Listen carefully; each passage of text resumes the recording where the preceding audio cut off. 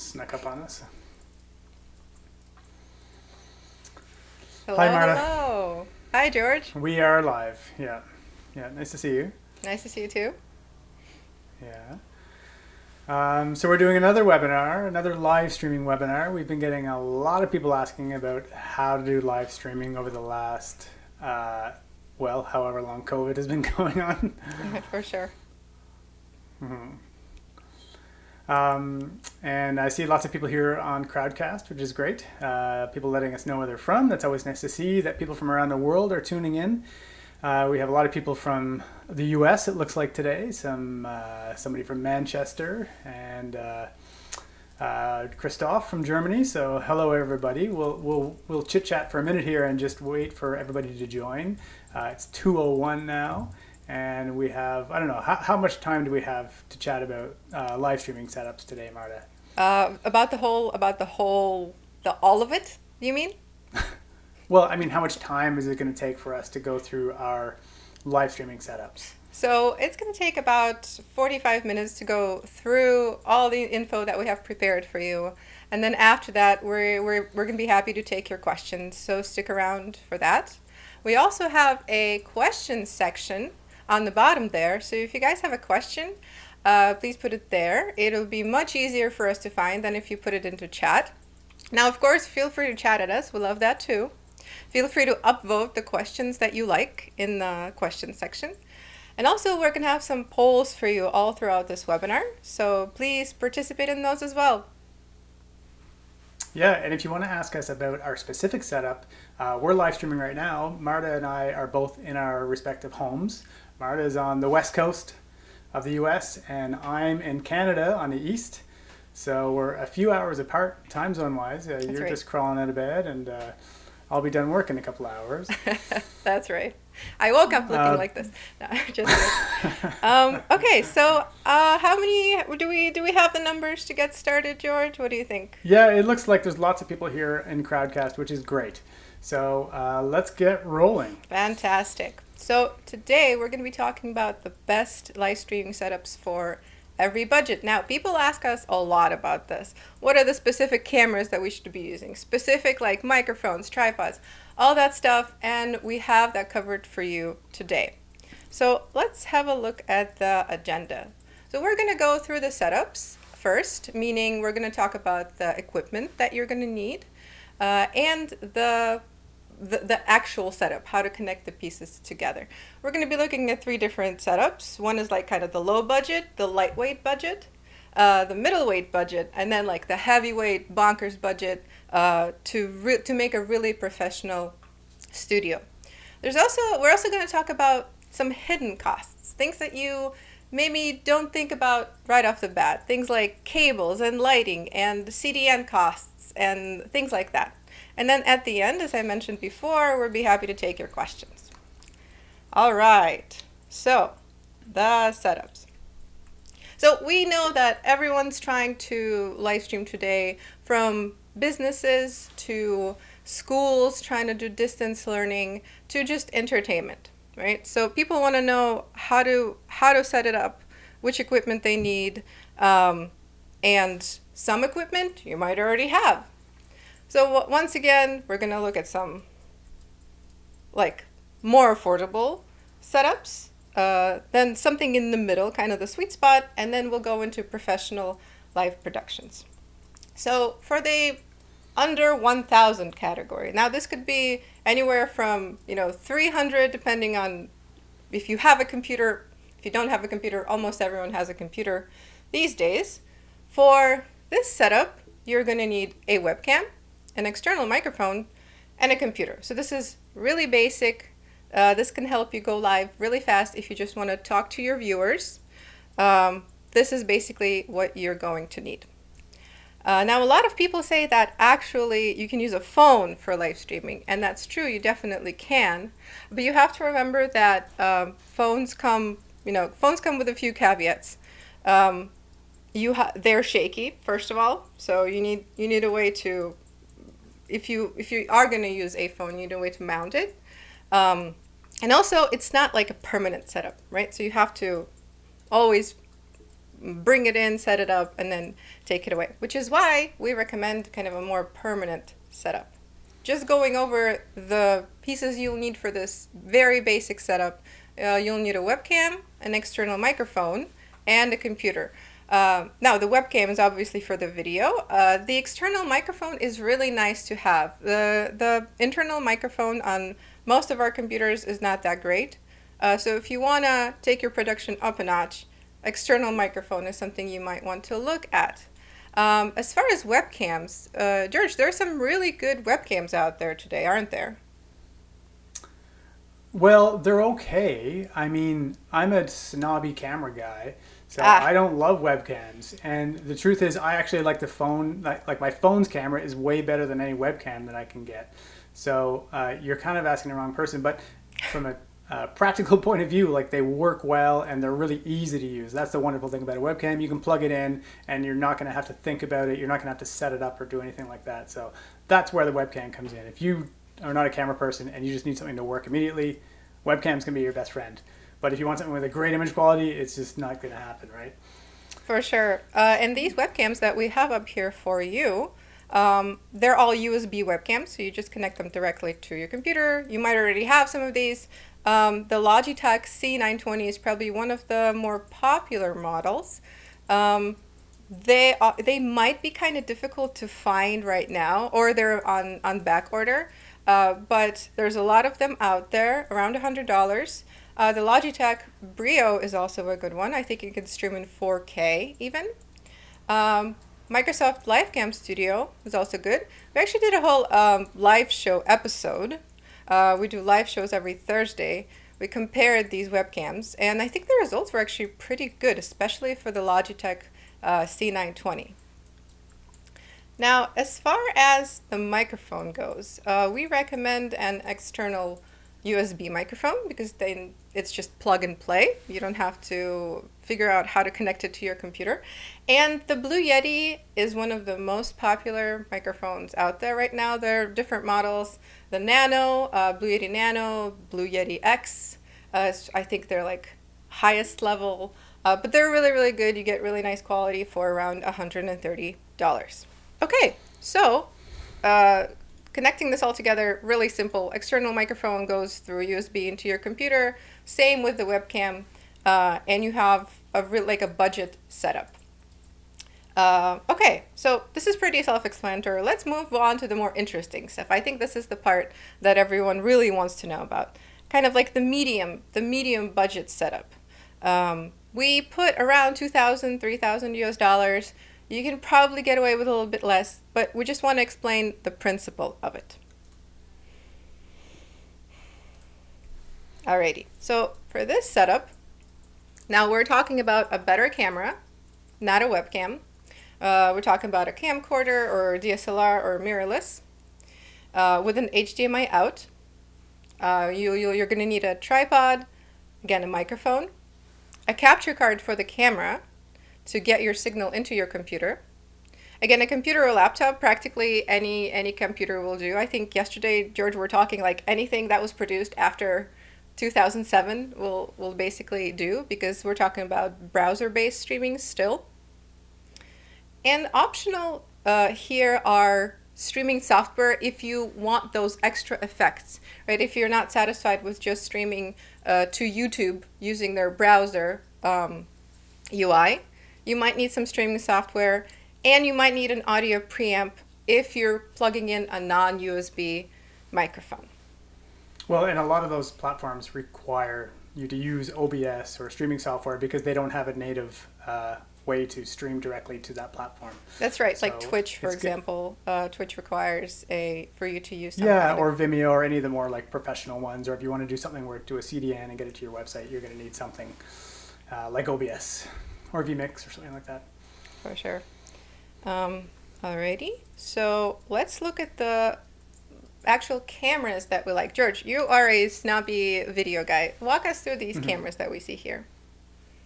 Sure. Well, honestly, those three cameras do all the same thing. So they're the same kind of camera. You can see some of them cost more than the others, but in terms of Capabilities, I'm using the middle camera that you're looking at, that Canon EOS M200, and the reason I like it is because for streaming, you don't need a lot of camera. You have basic needs. It's not like you need a huge sensor or a tremendous amount of write speed or anything like that. So any camera that does the resolution that you want, whether it's HD or full HD or 4K, and if it has good lenses that can work with it, so typically interchangeable lenses, the kind of lenses that come on and off, that's going to give you a great looking image quality.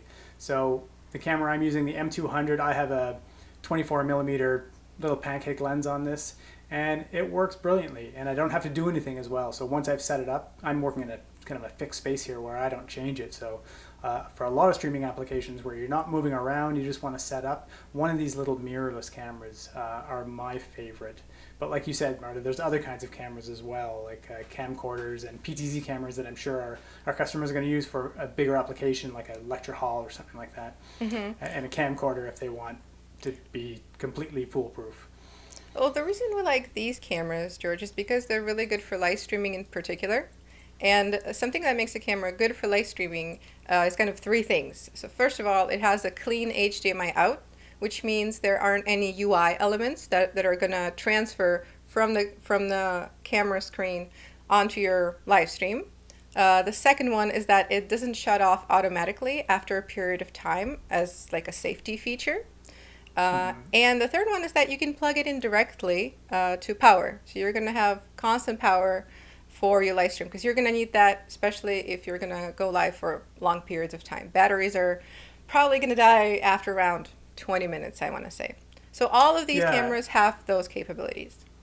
And I think most of the newer cameras that you're going to buy now, you're not really going to have to worry about any of those things. I know when we bought our first A6300, which is on that list, it had an overheating issue when it ran for too long. And I haven't seen a camera with non-clean HDMI out in a while either. I don't test a ton of cameras, but the ones I look at, the newer ones, that seems to be good. So if you're using an older camera, it's definitely a consideration. If it's a newer camera, you have a ton of choice and you can kind of choose what you want. And I'm sure most of you are choosing a camera for more than just live streaming. So we're talking specifically about like what makes it a good live streaming camera, but I'm guessing there's a good chance you're going to want to do other kinds of video with it, in which case, the world is your oyster. Exactly. And George, you were talking about camcorders as well. This is a nice camcorder that we like. It has that flip out screen, which is another kind of cool feature, where you can monitor. It's basically like a little confidence monitor. Mm-hmm. So right now I'm also using a camcorder. It's not as great as this one. It's a little Canon Vixia R80, I think, around maybe $250, $300. So you can kind of gauge the image that you are seeing of me. And then George is using the Canon M200, so you guys can also see that. And depending on the camera you choose, that's the image that you're going to get. So if you're going to invest a little bit more, it's definitely going to be a better quality image and a more enjoyable experience for your audience in the end. So, for sure. Let's talk a little bit about microphones, George. Everyone always asks about microphones. So again, we do recommend the Blue Yeti because it's USB and it's very easy to connect to your computer and the sound quality is pretty great. The wired lav mic with a 3.5 millimeter jack is also an option. You can connect it directly to your computer or even like to your phone, right? That's an option. If you want to stream using that, it picks up the sound of one person talking really well, lav mic. And there are also shotgun mics that are good for, I think, for very directional voice, right, George? Yeah, if you have a studio set up where people aren't moving around very much and you can set up a shotgun pointed directly at them, that shotgun can be far away from your talent. So you can have a nice wide shot with a shotgun coming in at them. And then there's overhead mics that hang from the ceiling as well that you might want to use, or from underneath. So it's more dependent on your room setup, like the application, that's going to dictate your audio setup. When it comes to brands, like you said, there's so many great options out there at different price points. It's the cheaper options that you're going to probably are much more risky. So if you try that, $50 Amazon mic like I was using last week on our webcasts, I found that it just wasn't loud enough and I couldn't get the volume up. So some of the cheaper options are definitely like touchy, but if you use one of those reputable brands like Shure or Audio Technica or Sennheiser, it's going to be fine. So you've got comfort there. Just make sure you figure out what kind of application you're going to use it for. We use lavs for a lot of things that we could never use a shotgun for, and vice versa. So figuring out where your setup is kind of critical. We're, because we're all shooting from our homes, this sort of desktop style, like the Blue Yeti that you have here, or this kind here that I'm looking at is like one of these ones on an arm, like those desk lamps from from my childhood. So I can move it around and bring it up and down, get it close to my mouth. Sorry, I shouldn't be banging it like that. They're pretty practical as well, so we're big fans of those. Yeah, I also have one of those articulating arms, and it's really easy to adjust. They're not too expensive. And you can yes. put them exactly where you need them. As we always say, the closer you have the mic to your mouth, the better. Definitely audio quality wise. Okay, so let's now talk about how you're going to do your setup, how all of these pieces go together. So for your camera, if you are using a computer to stream, either directly to YouTube using their browser interface or using streaming software, you're going to need a capture card for your camera. Because you can't just plug in your camera directly from the HDMI to the USB, or even HDMI to HDMI if you have that on your computer, and expect it to work. And a totally unbiased opinion, the capture card that we really like is the AVIO. Epiphan makes really good capture cards. And I'm going to ask our moderators to throw a link into chat to where you guys can learn more information about those. And then for the USB mic, that's pretty simple, pretty straightforward, just connected directly to your computer. Now, if you have an XLR microphone, George, can you walk us through that setup? How would that work? Well, sure, you can add any kind of audio to your computer-based setup if you get the right I/O, so like inputs and outputs. So this little audio preamp, you could get XLR right into that audio preamp if you have the right one. That's what I'm doing today. I have a little M audio box. It's about the size of a loaf of bread cut in half, and it allows me to add my XLR straight up condenser microphones right into my broadcast. So there's a million little devices, from mixers if you want more control, or preamps if you just need to go straight into your computer. That will allow you to bring any audio source into your computer.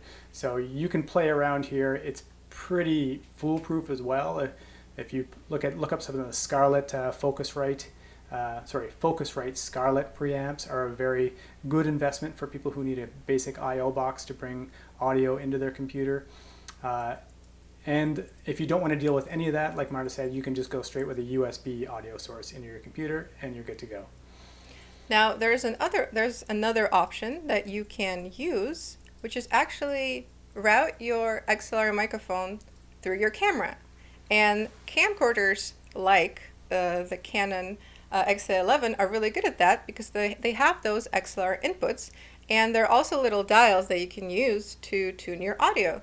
So that makes it really convenient. If you do have a camera with an XLR input, you can just route your audio through there, and then via the HDMI cable with the capture card, all of that video and audio is going to travel to your computer together. And you can do it, Marta, with a 3.5 millimeter input as well. So if you just have that little small input on your camera, you can bring in all of your audio sources through that. You just might need a little bit of help converting that, if it's an XLR signal, into a 3.5 millimeter. They make little dongles that are pretty easy to do that, and other devices that can enable that. And the advantage of going through your camera for your audio and your video is that there's a much better chance that it's going to be in sync. So adversely, I'm using a separate mic from a separate camera, and guess what? At the other end, they're not in sync. So I actually have to delay my audio. I added 150 milliseconds of audio delay to my voice to match up with my image. Otherwise, they're just a little bit out of sync. So going through your camera solves most of that, because I haven't seen a camera that has out of sync audio for an external audio source plugged into it. So I like that setup as well for that reason. That's a very good point. No audio sync issues as well if you bring it all through the camera. Mm-hmm. Very good point. So So our crowdcast does seem to be going pretty well now, which is great. And we're yay. sorry about the technical difficulties. Crowdcast occasionally will crap out on RTMP streaming, which is what happened today. We know this because we're streaming to YouTube at the same time, and apparently it's been going just fine. Where for whatever reason, Crowdcast is funky. But the VOD for this will be available after on YouTube if you want to watch the whole thing and see anything that we missed. And we will stick around here and get to all of your questions, and we'll talk about some of the polls that we've been asking. So for those of you who have stuck around through the technical difficulties, thanks for hanging in there. And we'll be getting to some more complex setups when we get through this middleweight setup, right, Marta? For sure. Yeah, sorry about that, guys.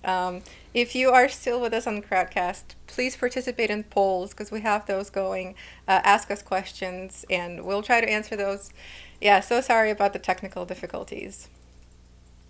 So just to wrap up the middleweight setup, capture cards. So this is just an example of maybe what this medium setup would look like. This is a colleague of ours, George Herberts. You may know him from other webinars. So he has the camera. George, I'm not quite sure which camera he uses. Maybe you can help me. Is it the Sony? He uses a Sony mirrorless camera, the Sony A5100. Okay. I think it's a bit less expensive than the... Yeah, it's about, well, we're in Canada where I think it's 600. under $500. So in the US, it's probably $400 to $500, something like that. For sure. So he has the camera there. Then that's going into his computer with the capture card, and he essentially uses it as a webcam as well, a really expensive webcam for his Zoom meetings and things like that. He has the microphone there on the left on an arm. So yeah, that's what this setup might look like. Now, there are all kinds of cameras that you can use for this. Again, my camera is only around $250, the Canon Vixia R80. And you can look at more cameras on our website because we have a blog about it. I'm going to ask our moderators to put that into chat, the 19 best cameras for live streaming. You can kind of leverage the price of the camera to lower your budget, or if you have a higher budget, to kick it up to get more quality for your image.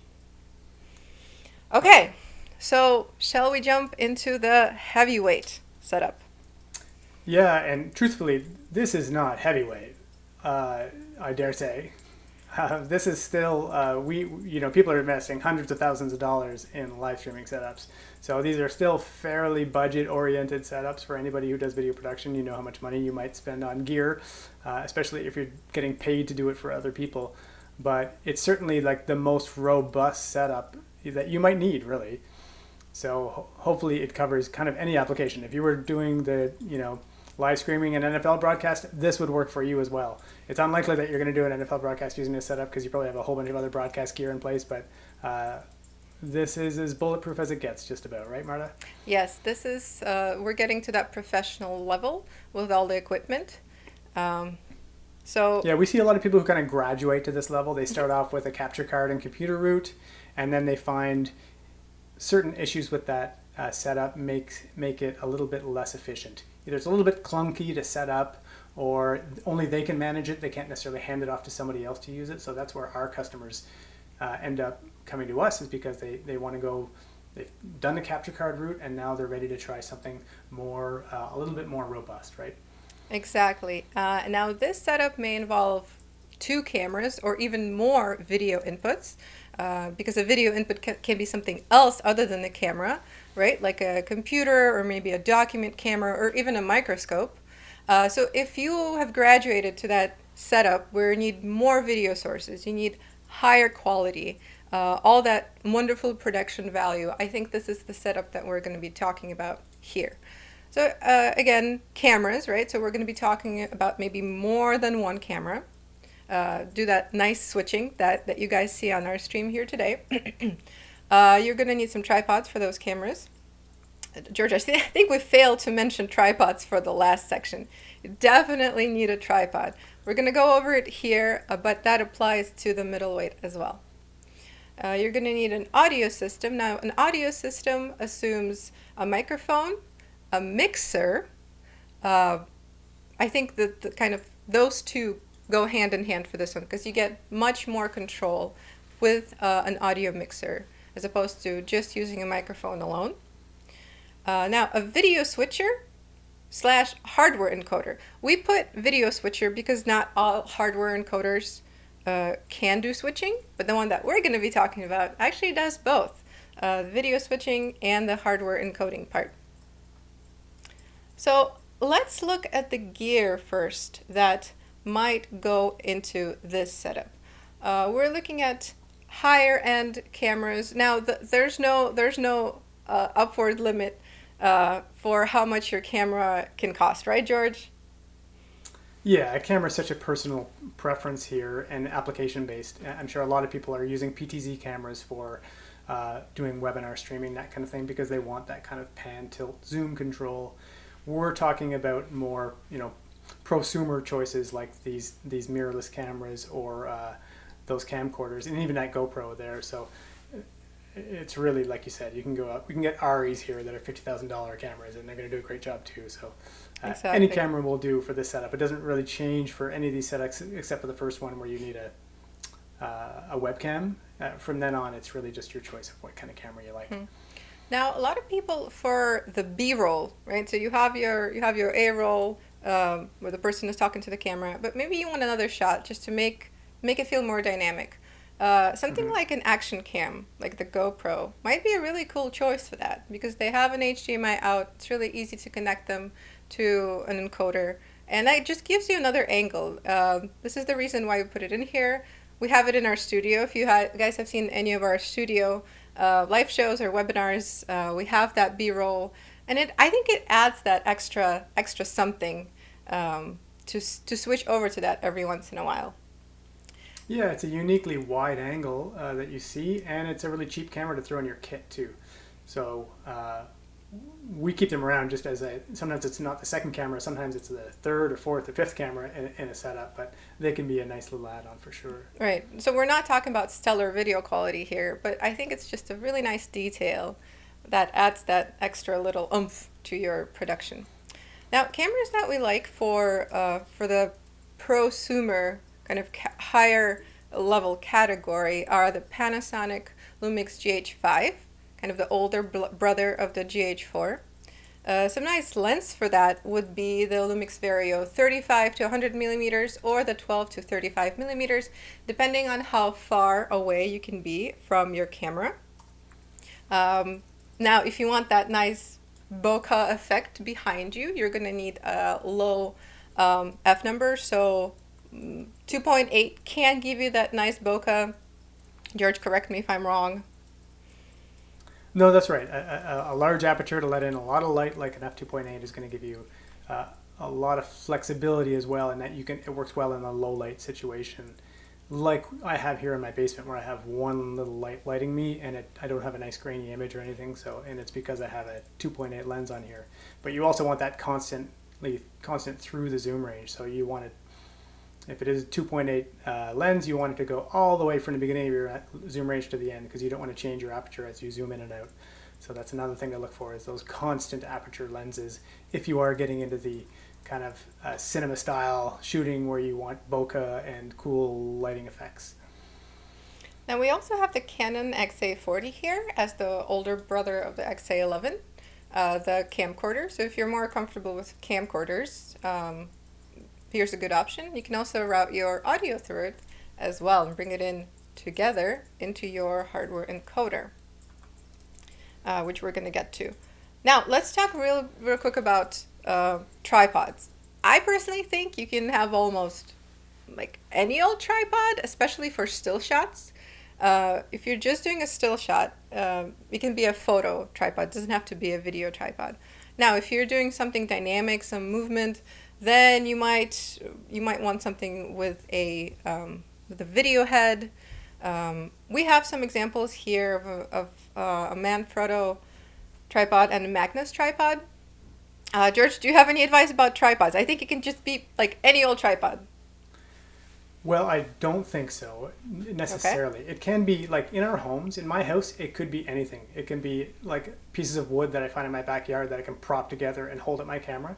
And that's because I'm not moving and I don't have anybody making a lot of vibrations in my house here. But if you in an office space or somewhere where there's people walking around, if you have a lower quality tripod, it's going to shake, and that's going to be a problem. So you might need to get a beefier tripod if you're in a place where there can be some kind of vibration.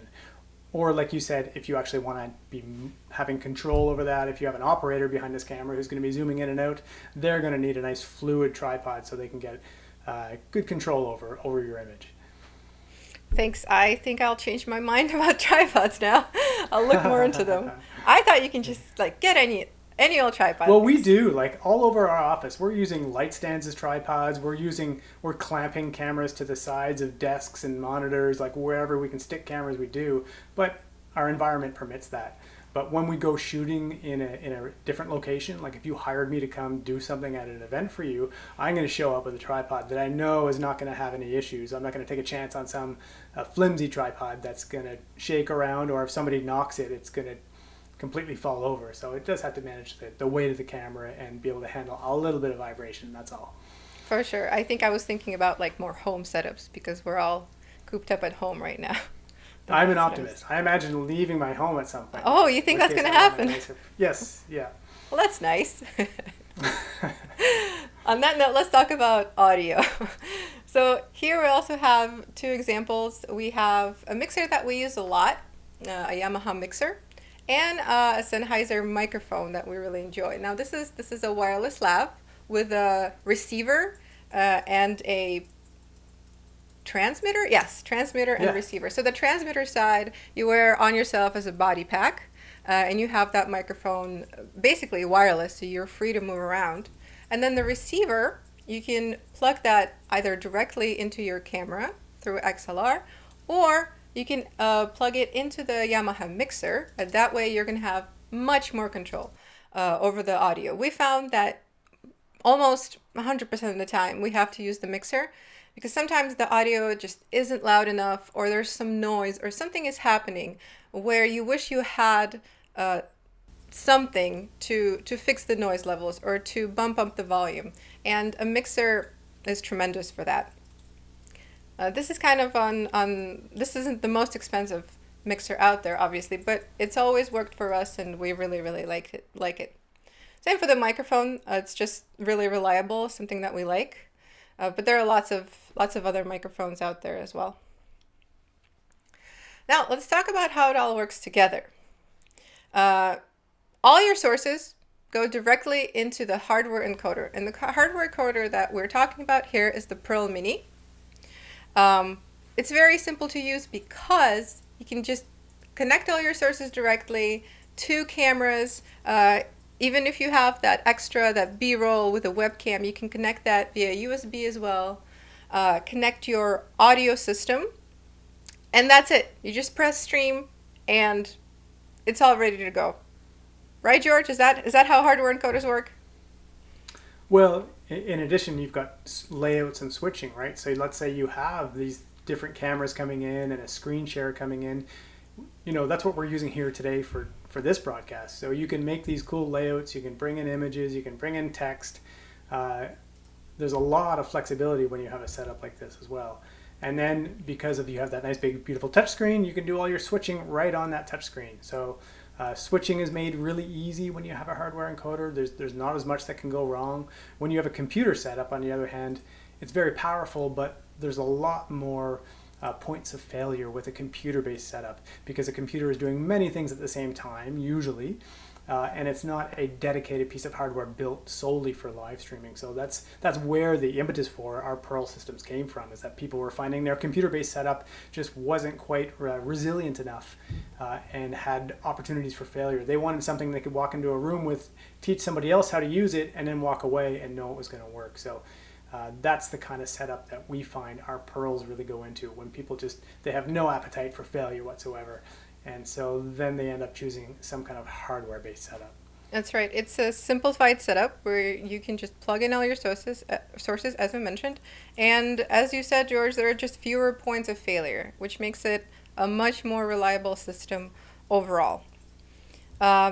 We can also do switching on it. We can do various layouts. We're actually using a Pearl 2 today, which is the kind of the older brother.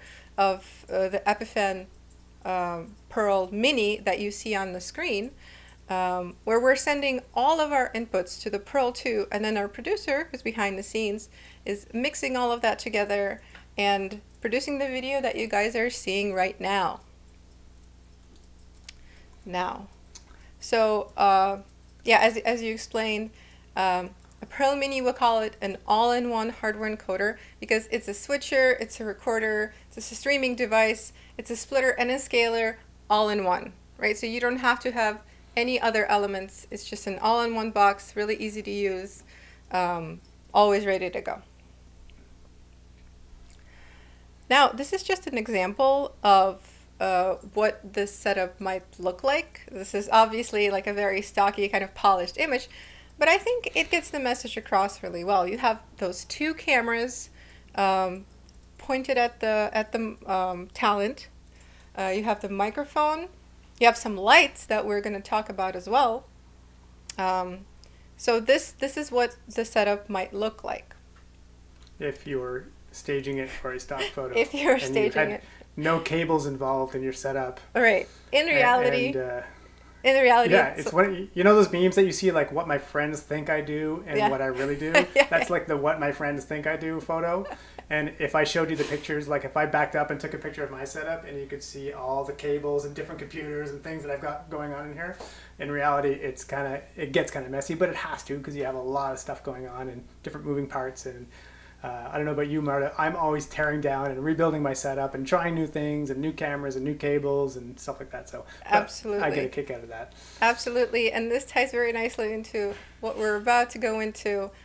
There's, on the diagrams that you saw, where the camera is nicely connected to the computer, nicely connected to the microphone, we don't see a lot of the hidden stuff, right? So there are cables that might be involved, will definitely be involved in this.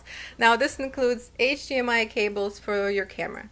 XLR cables for the microphone. I have an XLR cable here going into my Pearl. We have Ethernet cables, and all of those are things that you got to think about when you're budgeting for your setup, naturally, and when you're setting up. There are also things like cable management, right? So if you're in a room like mine and you always set up and tear down, you can allow yourself to kind of have cables anywhere. But if it's a more formal setting, if it's an office studio, you kind of want to wrap up all those cables into sleeves so they're not laying around everywhere. You might also need network switches. One of the things that we always say is that you don't want to use Wi-Fi when you're streaming. So you want to use hardwired internet using Ethernet cables.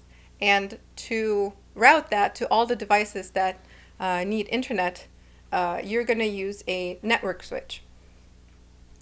Also, there's stuff like backdrops. If you want a nice backdrop, that's also something you're going to have to get. You're going to have to purchase separately.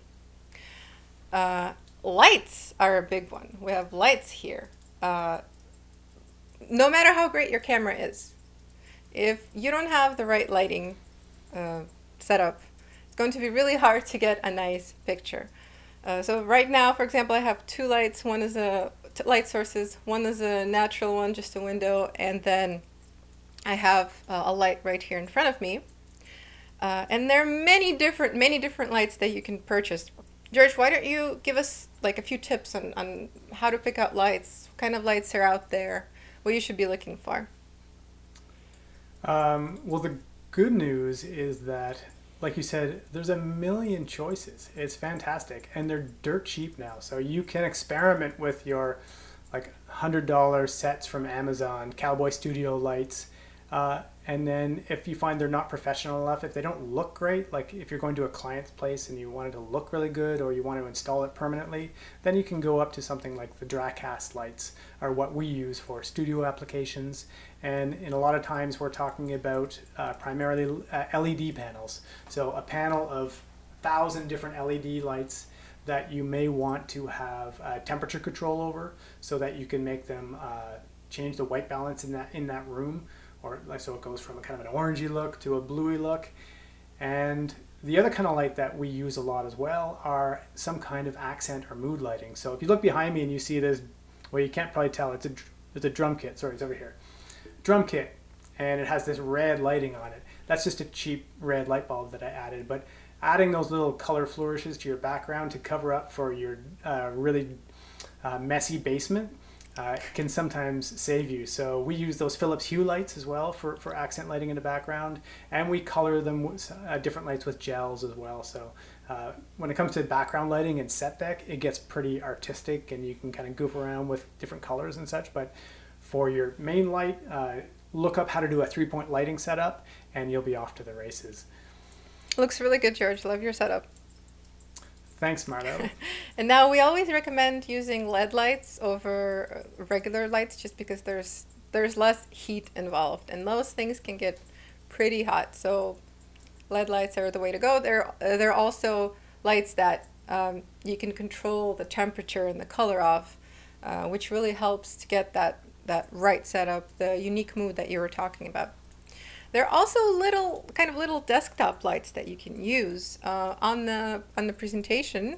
If we can pull that up at all, we have the newer 2-pack 210 LED lights that you can get on Amazon for, I don't know, like $100. They're not expensive at all. You saw them on George Herbert's setup on the previous image.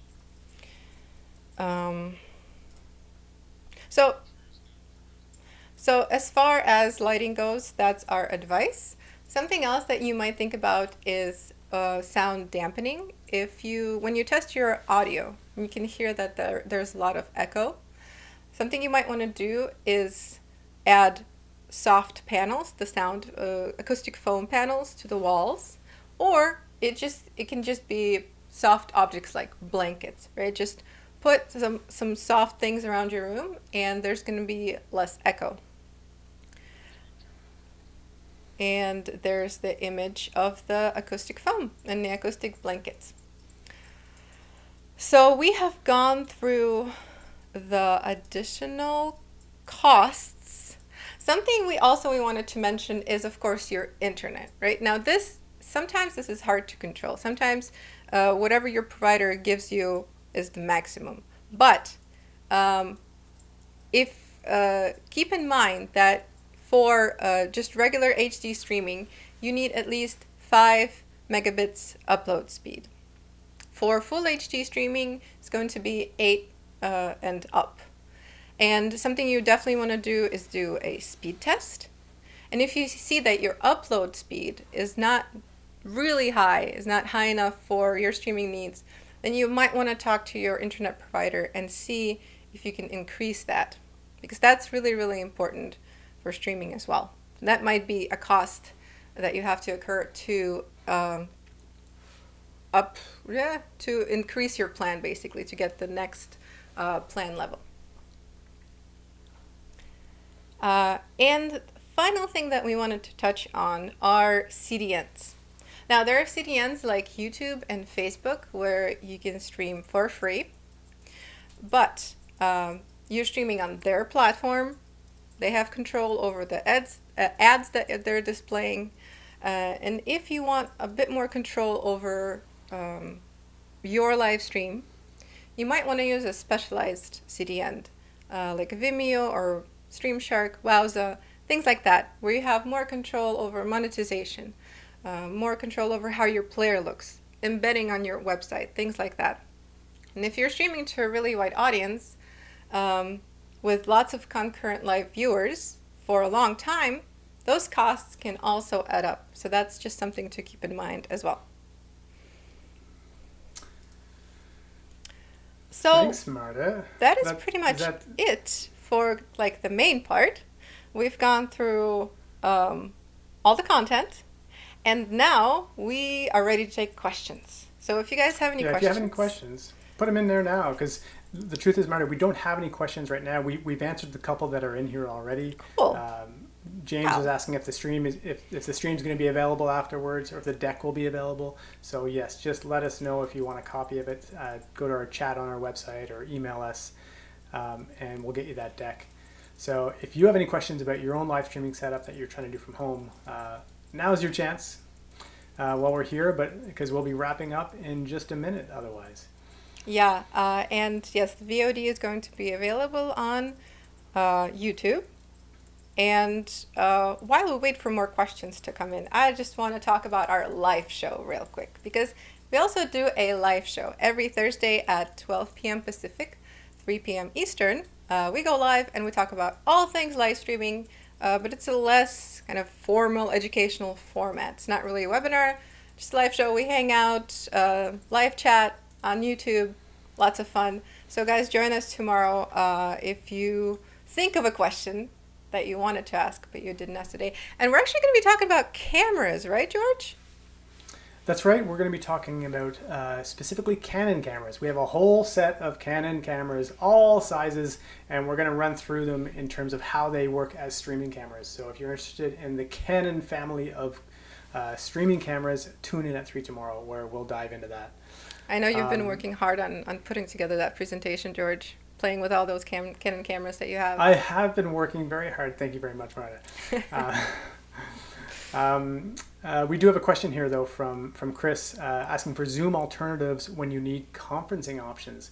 That is a fantastic question, Chris. Marta, we've tried a number of things here to some success, I would say. And I guess lately we've kind of moved a little bit away from Zoom, and we're using SRT. So SRT is secure, reliable transport. It does require a fair bit of infrastructure. You need to have an SRT encoder at one end, and then you have to have something to be able to decode it at the other end, like a Pearl 2 system. So that's one thing to look at, Chris. And then, like you, we are looking for other alternatives for Zoom that when you're trying to do conferencing as well, because there's a million of them out there, and Zoom is kind of the one we keep coming back to. We've tried Google Hangouts and whatever it's called, Google Meet and Life Size and all kinds of them. So no great alternatives there for you, I'm afraid, Chris, other than going with SRT. Zoom just seems to be the one that a lot of people are familiar with. And it's very easy to, if you have a remote guest, for example, on your stream, it's very easy to just send them a Zoom link and they know exactly what to do with it. So even though Zoom quality isn't great for live streaming in particular, we did find that it's a really easy and convenient way to bring guests on. Now, to your point, George, we actually have a slide up here on how we do this live stream. I know Chris was asking more about like conferencing options, but let's talk about bringing on guests just real quick onto your live stream. Now, we are using Zoom as a back channel, so we are talking to each other via Zoom because that's a really fast and easy way. But we're actually streaming using SRT protocol. Our cameras are connected directly to our Pearl Mini devices that are sending an SRT stream to kind of like the main Pearl. It's located in a secret location in Ottawa. And then from there, our producer is mixing all of that and sending it to Crowdcast, to Twitch, and to YouTube. So that's another bonus of the Pearl systems. You can multi-stream to various destinations. And Pearls can also send and accept SRT protocol, which is why you guys can see us, hopefully, crystal clear right now. You can, you don't have to sacrifice video quality like you do in Zoom when you're using Zoom and when Zoom compresses the audio and video so much. Yeah. So, Marta, that's a wrap. We've answered all our questions. Fantastic. That was easy. Thanks for putting together all this great content. Oh, for sure. You do all the heavy lifting on these, so I really appreciate it.